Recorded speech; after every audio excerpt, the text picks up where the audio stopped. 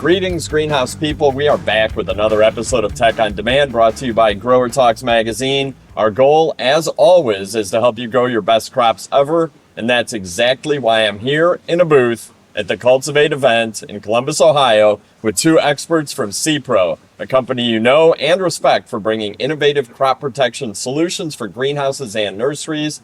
Joining me this morning are JC Chong, who you've seen before and heard before on the podcast, and who is also a Ball Publishing newsletter editor. Shout out to Pest Talks, and the technical development manager at SePRO. I'm also excited to have Dennis Bunkley here because he's been in the green industry for 37 years with a career encompassing growing, garden center management, distribution, and now he's been the national manager of the SePRO ornamental team since 2021.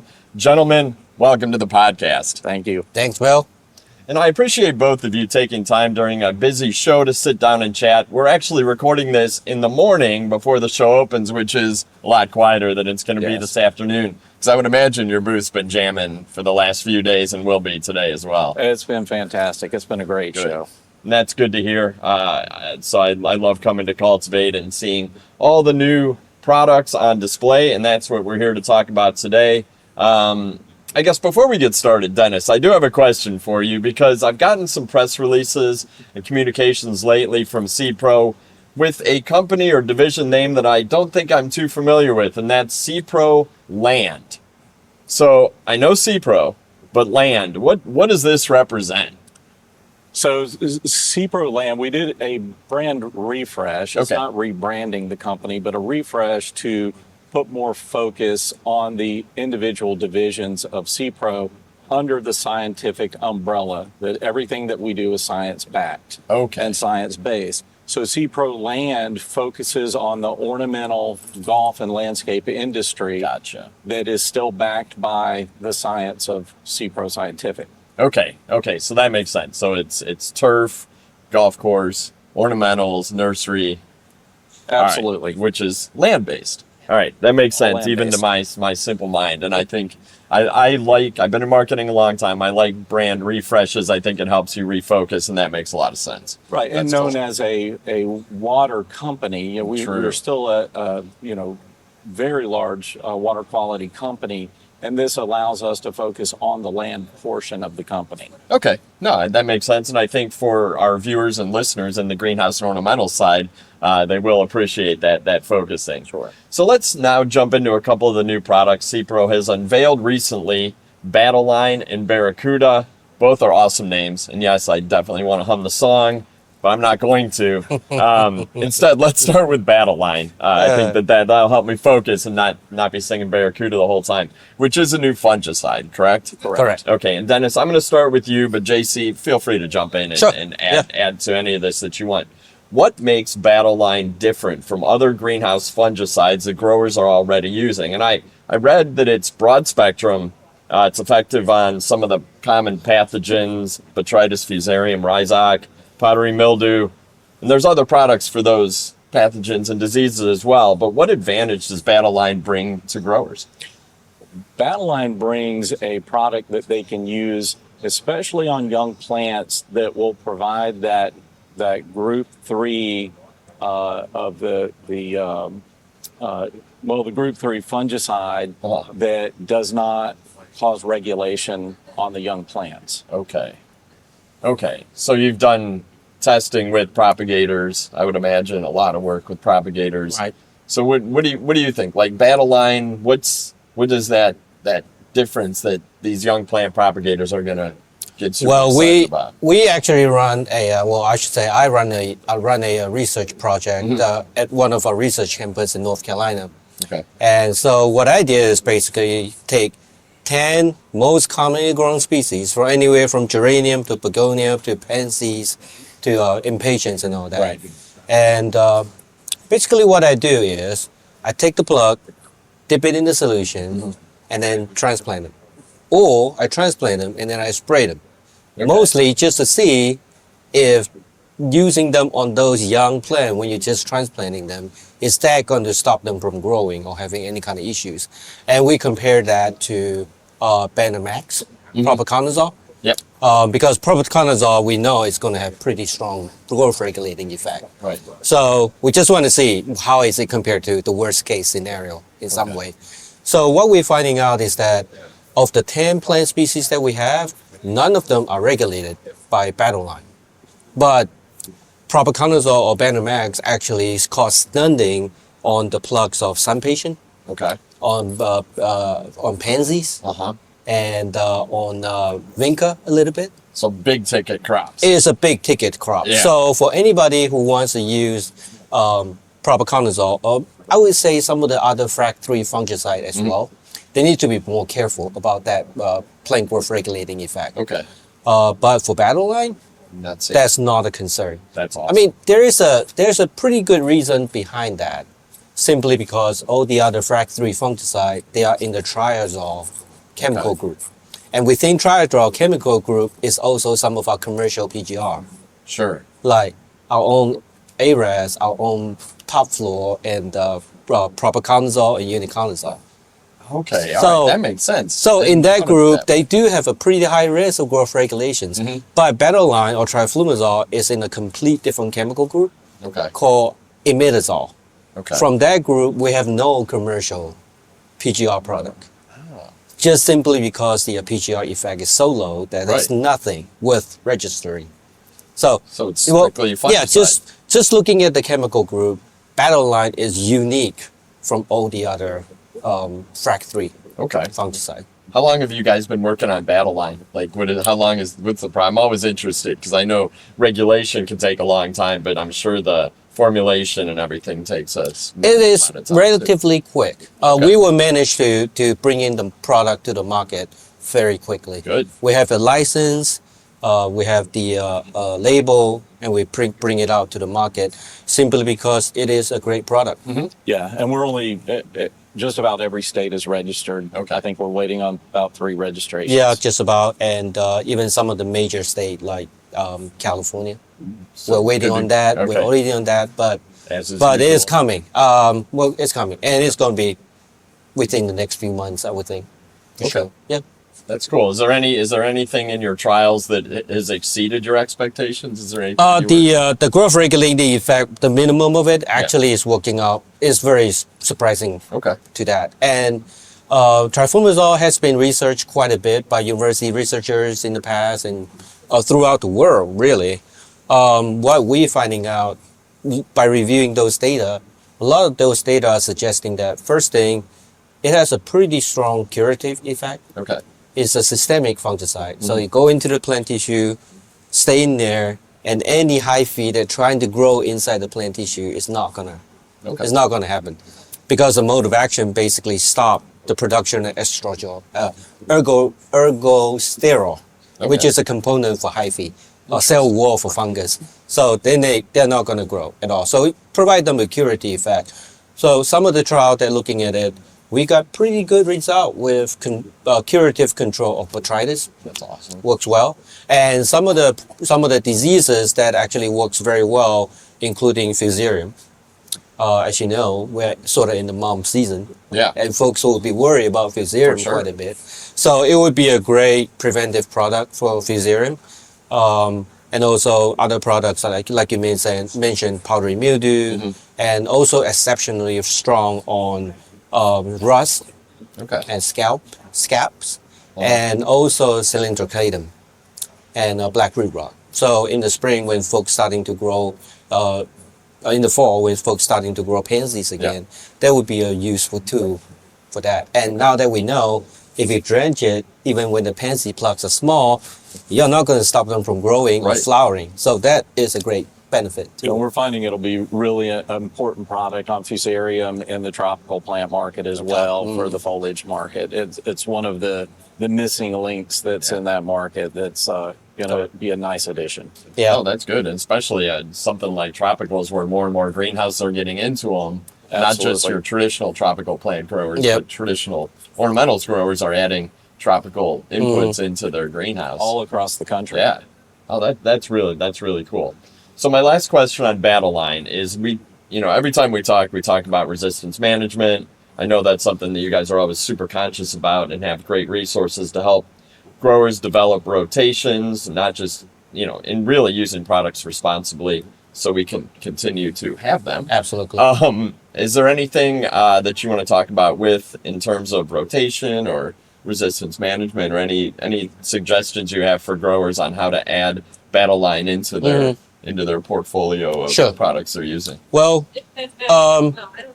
the BattleLine can actually fit into just about any rotation program. Okay.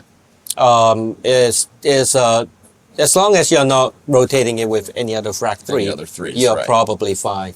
But really though, I feel like frac 3 is sort of underutilized in a lot of ways, simply because folks are worried about their PGI effect. PGR effect, sure. So you can rotate it in just about anything. And hey, we can build a rotation program for anybody in any way. So if folks have any questions, they can always reach out to us. So what have growers said at the show? I mean, BattleLine, we see it all over your marketing here in the booth. It's got to be your main message. About it. I've been all across the country, and we've done some trials with some growers initially, and they've all been very happy with it. There's some that have looked at it and said, we don't even need to do a trial. When it's ready, just let us know and we'll take it. Right. That's good. That speaks to the trust in a company like SePRO. I think we've had more buzz on this set of new products at this show than we have any other product at the show.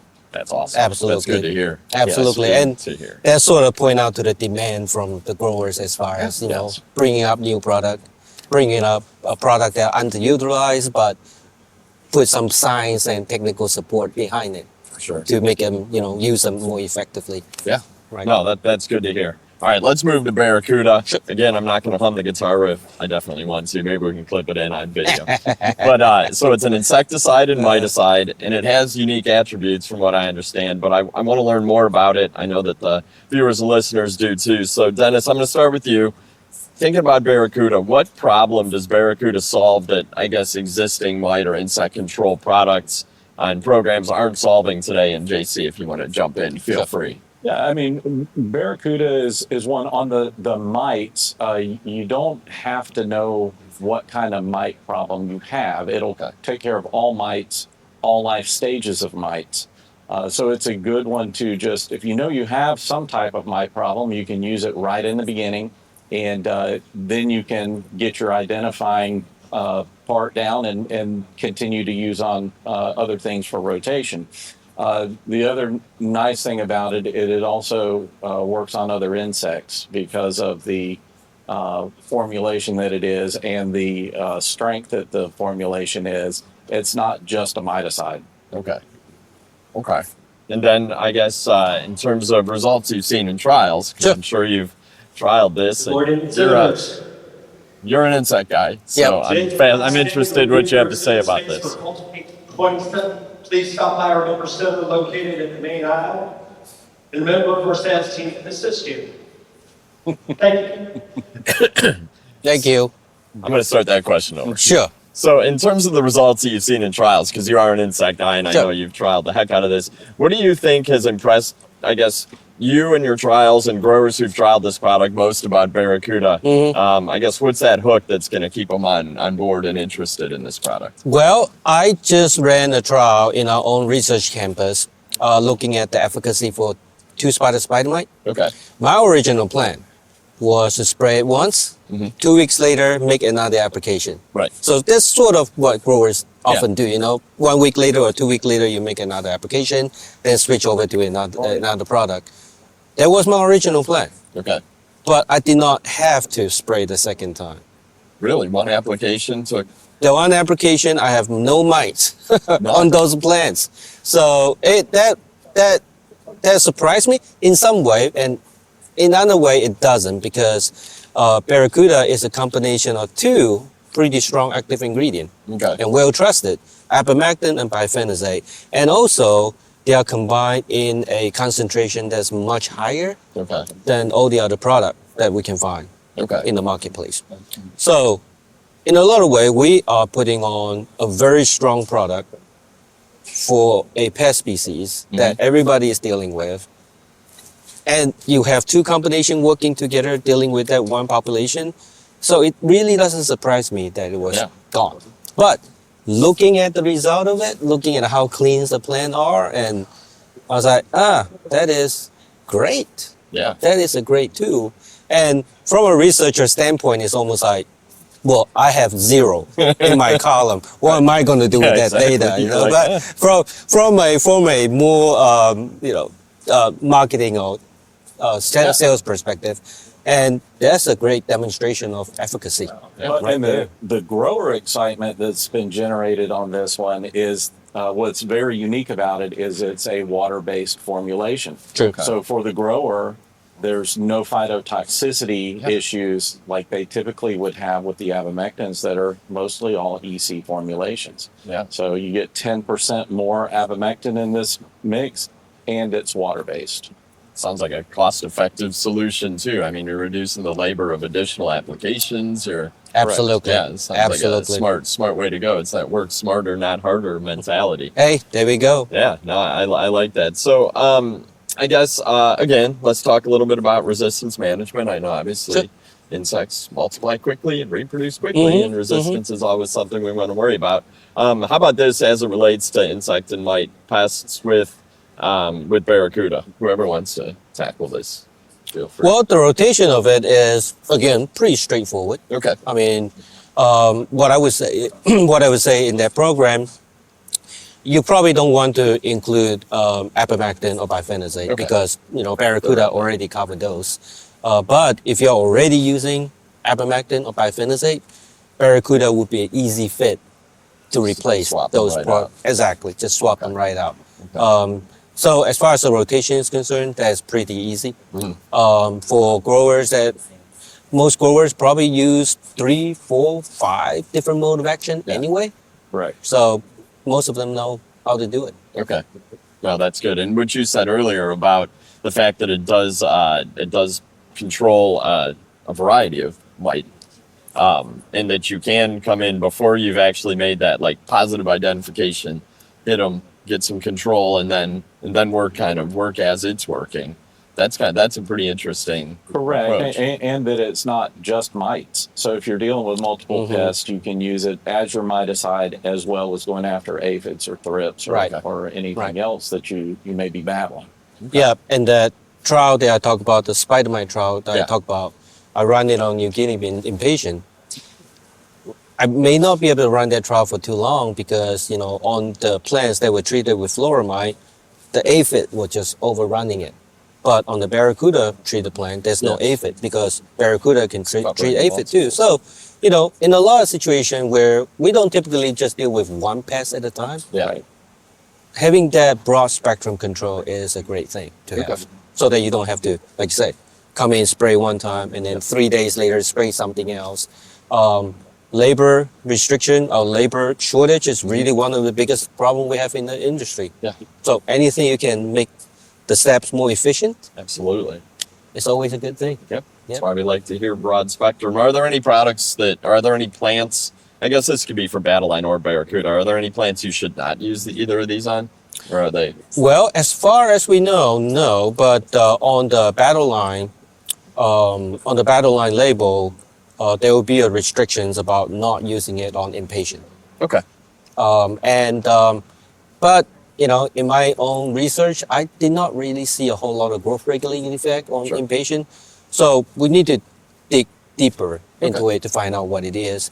Another thing that we probably ended up adding it to the label is Calic Pragoa. And we see a little bit of chlorosis on that, but it doesn't affect the growth of it. Right. Okay. Within a week, it grow out of it. So that is still an option for BattleLine for sure. As far as Barracuda is concerned, so far I haven't seen any phyto issues. All the bedding plant species, 10 species that I have on hand, I treated them, no problem. And now we're probably going to move on to some of the more sensitive things that abamectin have issue with. Okay. Just to see if we're going to have the same problem with Barracuda or not. I think we're probably not going to see anything, simply because I think a lot of the issues that happen with abamectin is because of the EC formulation, not so much with the AI itself. Yeah. But that's my hypothesis. I still need to kind of figure it out. And hey, with SePRO, Scientific. SePRO Scientific, if a grower does have something that they're not sure about and we're not sure about, Dr. Chong can always conduct Absolutely. some research for them and help that grower out. No, that's awesome. And actually, that's a really good segue because the resources that SePRO has available are always phenomenal. I know your technical team is excellent. Sure. Certainly respect you. I guess, is there anything we missed or any additional resources or products you want to call out before we close?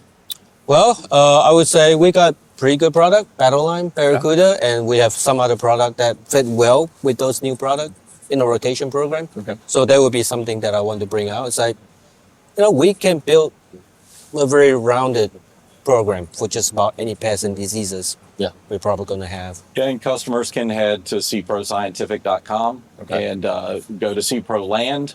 And we have rotation guides there that Dr. Chong has built. So a pre-built rotation for people. And there's many other resources and technical bulletins on there about all of our products. And I think one of the most important resource that we have are the technical specialists we have on the ground. Yes. They are the one that in their own territory get in contact with all our customers and provide hands-on kind of experience and assistance. Like we're using our product, maybe not just our product, but everybody else's product too, because we want to make sure growers have a great experience, have a successful program. Excellent. And I will put links to all those resources in the show notes as well for the viewers and listeners, and it'll be one click away. I do encourage you to go to SePRO's and SePRO Land and just view all those resources. If you need help building programs, reach out to these guys and they will hold your hand all the way through the process and your crops will get better because of it. Well, JC, Dennis, I really appreciate your time this morning. Thank you. And really for all that you guys do to help reduce the complexity and bring really great products to market. It's one of the things I look forward to every year. I hope we can do this again. Yes, absolutely. Next year. But yeah, bringing these products so that growers can actually do their job, do the job they love, producing great plants. So again, thank you guys so much for your time today. Thanks, Bill. Thank you. And I am Bill Calkins with Tech on Demand, wishing you a fantastic season on behalf of the entire SePRO team here in the booth and your friends at Ball Publishing. Thanks for listening. Thanks for watching. Take care out there.